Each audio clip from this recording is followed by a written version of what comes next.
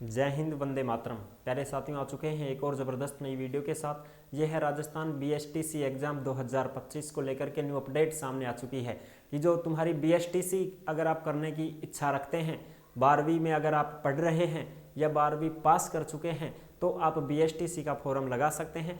Form से related जो update है उसको हम अच्छी प्रकार से समझेंगे कि बीएसटीसी के फॉर्म कब से भरे जाएंगे, एग्ज़ाम कब होगा, ठीक है। इसमें सारी की सारी जो चर्चा करेंगे वो एकदम आसान भाषा में करने वाले हैं। तो अभी तक आप नहीं जुड़े हैं चैनल से तो विश्वास के साथ आप यूट्यूब चैनल को सब्सक्राइब कर सकते हैं, क्योंकि यहाँ पर आपको सभी भर्तियों की जानकारी दी जाती है और अच्छी प्रकार से आपको समझाया जाता है। तो नमस्कार दोस्तों, मैं राजेश गुजर स्वागत करता हूं आप सभी का एक और नई वीडियो में। आओ जी फटाफट से हम इसके ऊपर बात करते हैं और पूरी जानकारी को समझते हैं और बीएसटीसी करने से क्या फ़ायदा होता है, क्या क्या काम आती है बीएसटीसी, उसके ऊपर भी बात करेंगे। Rajasthan BSTC exam 2025 pre DElEd exam इसको बोलते हैं। फॉरम डेट फिक्स हो चुकी है, एग्जाम मई 2025 में होगा, नोटिस इसका जारी हो चुका है। संपूर्ण जानकारी को हम देखने वाले हैं। तो साहब ये रहा आज का लेटेस्ट अपडेट जो आप यहाँ पे देख सकते हैं, ठीक है जी। ये अपडेट है जो आप देख सकते हैं। जोधपुर 2 मार्च 2025 की लेटेस्ट अपडेट है। मार्च के दूसरे सप्ताह से आवेदन शुरू होंगे, यानी कि भाई 15 मार्च से आप लगभग मान सकते हैं, ठीक है जी। 15 मार्च के लगभग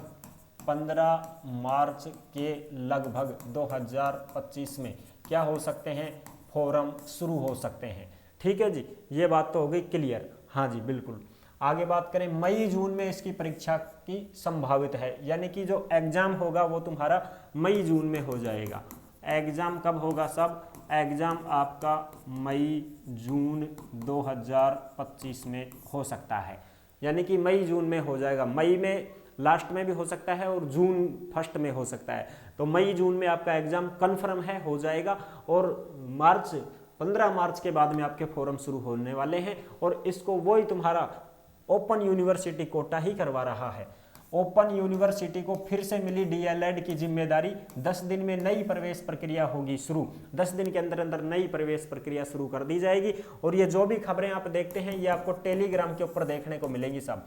जिस नाम से यूट्यूब चैनल है उसी नाम से टेलीग्राम चैनल है, उसी नाम से इंस्टाग्राम चैनल है। सभी साथी टेलीग्राम को जरूर ज्वाइन करें और जो भी भर्तियों से संबंधित अपडेट आती है वो टेलीग्राम के ऊपर डाल दी जाती है। इंस्टा के माध्यम से आप ऑडियो कॉल करके हमसे बात भी कर सकते हैं और इंस्टा के ऊपर आप मैसेज करोगे उसका रिप्लाई भी आपको जरूर दिया जाएगा।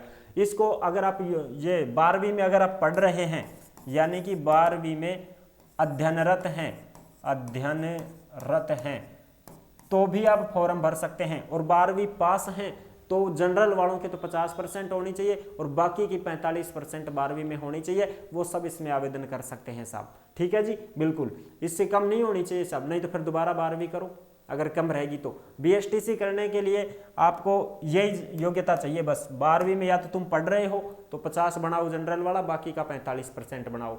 और पास कर चुके हो तो 50 जनरल को और बाकी को 45% होनी चाहिए उनकी मार्कशीट में। 26,000 सीटों के ऊपर ये एग्जाम करवाया जाता है, जिसमें आप पहली से 5वीं तक, कक्षा 1 से 5 तक के क्या बनते हैं साहब, टीचर बनते हैं।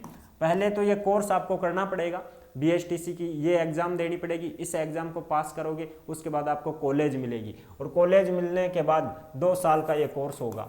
कितने साल का? 2 साल का ये कोर्स आपको करना पड़ेगा कॉलेज में। 2 साल का कोर्स करने के बाद आप पास हो जाओगे। एग्ज़ाम देना पड़ेगा एग्ज़ाम, तो ऐ थोड़ी मानूंगा कि साहब बस कॉलेज में एडमिशन होगा और 2 साल में पास होगा। एग्ज़ाम आपका हर साल होगा, ठीक है। एग्ज़ाम आप पास करते रहो, उसके बाद 2 साल का आपका होते ही ये कंप्लीट कोर्स, उसके बाद में फिर आप रीट का एग्जाम दोगे। कौन सा एग्जाम दोगे? रीट एग्जाम दोगे। और रीट ये है पात्रता परीक्षा। इसके बाद में फिर मेंस एग्जाम होगा और ये मेंस एग्जाम 3rd ग्रेड के लिए होगा, जो आप पहली से 5वीं तक के टीचर बन जाओगे साहब, ठीक है जी बिल्कुल। आ जाओ अब अपडेट देखते हैं इसकी।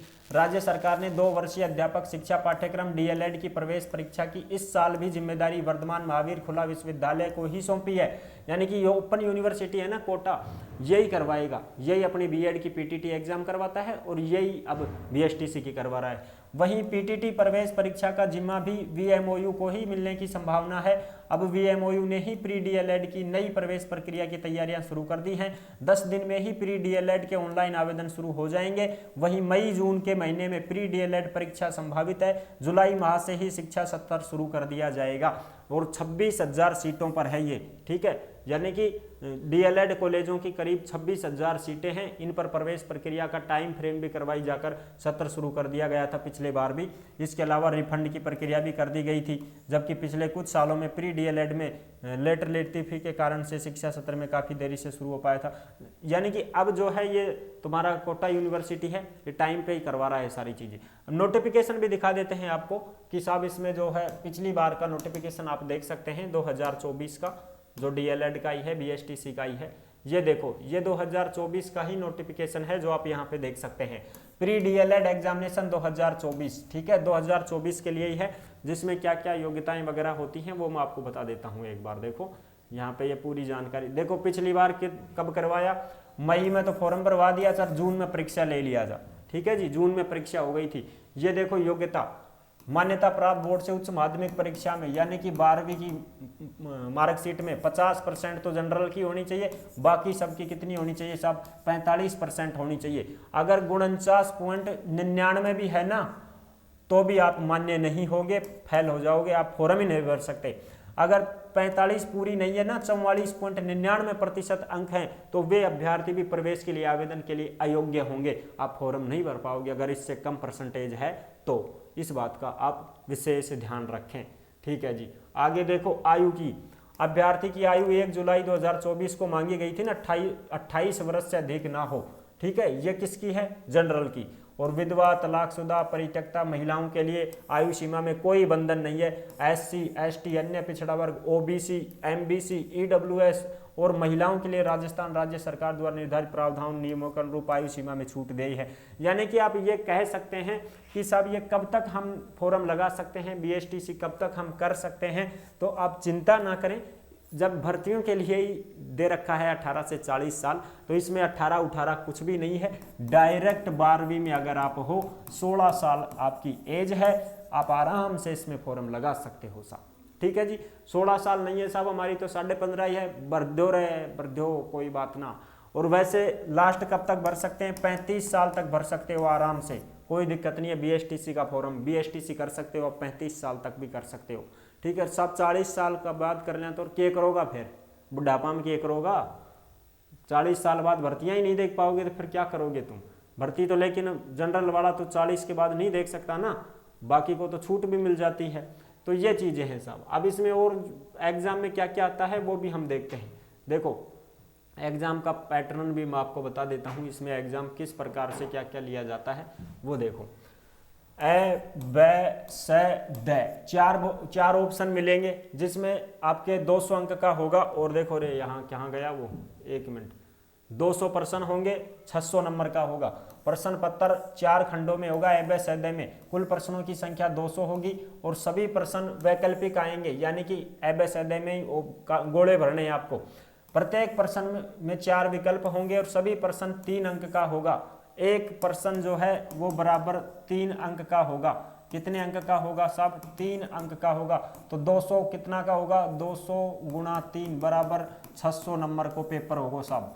कितना नंबर को पेपर होगा, 600 नंबर को। कितना चाहिए साहब, 450 प्लस तो ले आओ, जब तो की बात बनेगी, कॉलेज मिल जाएगी। बहुत टफ काम है बीएसटीसी में, बीएड में तो नंबर आ जाता है, बीएसटीसी में तो बहुत टेढ़ा काम है जी, ठीक है। ए ब स द में देखो, ए भाग में रीजनिंग आओगी, 50 प्रश्न आऊंगा 150 नंबर का, क्योंकि एक प्रश्न 3 नंबर को आओगे ना। और यह राजस्थान की जीके का भी 50 प्रश्न आऊंगा 150 नंबर का। शिक्षण अभिरुचि 50 प्रश्न आऊंगा 150 नंबर का। और इनमें से 2 लेना पड़ेगा आपको, इनमें से 2 ले लो, कोई से भी ले लो भाई, ठीक है। अंग्रेजी ले लोगा 20 प्रश्न है का, संस्कृत लोगा तो 30 है का, होगा 50। अच्छा, और अगर आप अंग्रेजी लेते हो या फिर हिंदी लेते हो तो 20 अंग्रेजी का 30 हिंदी का। इनमें से एक चुन लो, चाहे तो इंग्लिश चुन लो चाहे संस्कृत चुन लो, हिंदी तो सभी चुन लेगा, इन दो में से एक चुन सकते हो। इंग्लिश आपकी बढ़िया है तो इंग्लिश ले लो, संस्कृत बढ़िया है तो संस्कृत ले लो। ठीक है साहब, इस प्रकार से ये होगा, इसमें कोई नेगेटिव मार्किंग नहीं आएगी, इस बात का आप विशेष ध्यान रखें। चिंता का विषय नहीं है कि साहब इसमें नेगेटिव है कि यह है कि वो है कि नहीं है, इसमें कोई नेगेटिव नहीं आती है, इस बात का भी आप ध्यान रखें। ठीक है जी, बिल्कुल। ये सारा का सारा जो सिलेबस है ये आप दे रखा है, यहाँ पे आप सिलेबस भी देख सकते हो। अब नया जो नोटिफिकेशन आएगा ना उसके ऊपर हम बात कर लेंगे। ठीक है जी, बिल्कुल, नया नोटिफिकेशन आएगा उस पर बात करेंगे। अभी ये पुराना वाला नोटिफिकेशन है जो मैं आपको दिखा रहा हूँ, ये कैसा है, पुराना वाला नोटिफिकेशन है। ठीक है साहब, बिल्कुल, ये सारी चीज़ें हैं जो आप अच्छी प्रकार से समझ गए होंगे। और ये देखो साहब, यहाँ पे मैं आपको दिखा देता हूँ कि इसमें किसी भी प्रकार की नकारात्मक अंकन नहीं होगा, यानी कि नो नेगेटिव मार्किंग, कोई नेगेटिव मार्किंग नहीं रहेगी। आई होप आप अच्छी प्रकार से समझ गए होंगे। जैसे इसके ऊपर नोटिस जारी होगा, जैसे ही इसके ऊपर नोटिस जारी होगा तुरंत प्रभाव से आपको सूचना दे दी जाएगी और फिर आपके फॉर्म शुरू होंगे तब आपको बता दिया जाएगा। ठीक है जी, तो फिर मिलेंगे एक और नेक्स्ट वीडियो में, तब तक के लिए सभी प्यारे साथियों को जय हिंद, जय भारत।